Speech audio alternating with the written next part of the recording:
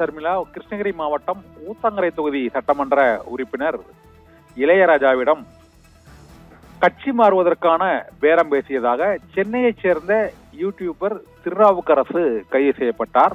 கடந்த 2 நாட்களாகவே தமிழக வெற்றிக் கழக அரசை கவிழ்ப்பதற்கான முயற்சி நடைபெற்று வருகிறது என்று அமைச்சர் நிர்மல்குமார் உள்ளிட்ட தாவேகாவில் உள்ள பல்வேறு தரப்பினரும் கருத்துக்களை தெரிவித்து வந்த சூழ்நிலையில் ஐடிபிஎஸ் மற்றும் நிறுவனத்தை நடத்தி வரும் யூடியூபர் திருநாவுக்கரசு கைது செய்யப்பட்டதை தொடர்ந்து அவரிடம் நடத்திய விசாரணையில் கரூரை சேர்ந்த மேலும் 2 இன்று கைது செய்யப்பட்டு இருக்கிறார்கள். அந்த 2 கார்த்திக், ரமேஷ் என்ற இருவரும் கைது செய்யப்பட்டிருக்கிறார்கள்.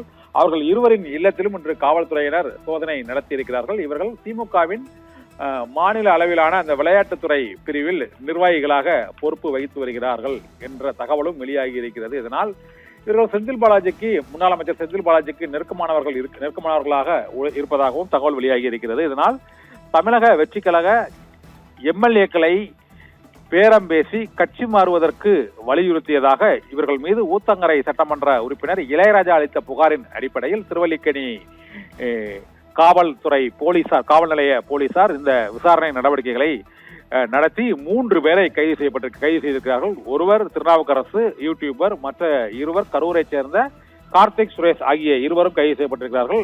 அவர்களுடைய இல்லத்திலும் இன்று கரூர் ஈரோடு சாலையில் உள்ள கோதை நகர் அபார்ட்மெண்ட் பகுதியில் கரூர் மாவட்ட போலீசாருடன் சென்று அந்த ரமேஷ் இல்லத்திலும் கார்த்திக் இல்லத்திலும் இன்று சோதனை நடத்தப்பட்டது.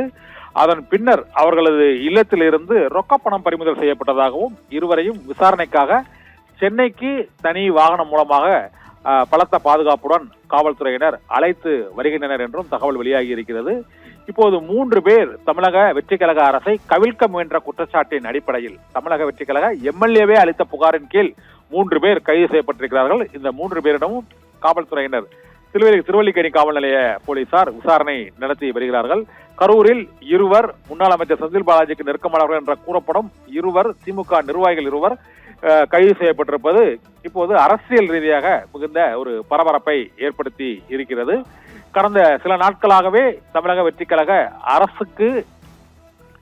அரசை கவிழ்க்கும் முயற்சி நடைபெற்றது என்ற தகவல் வெளியான சூழ்நிலையில் இன்று தோழமை கட்சிகளின் கூட்டம் நடைபெற உள்ள நிலையில் திமுக நிர்வாகிகள் 2 உள்பட 3 பேர் எம்எல்ஏவிடம் பேரம் பேசியதாக கைது செய்யப்பட்டிருப்பது புதிய சர்ச்சையை ஏற்படுத்தி இருக்கிறது. ஷர்மிளா.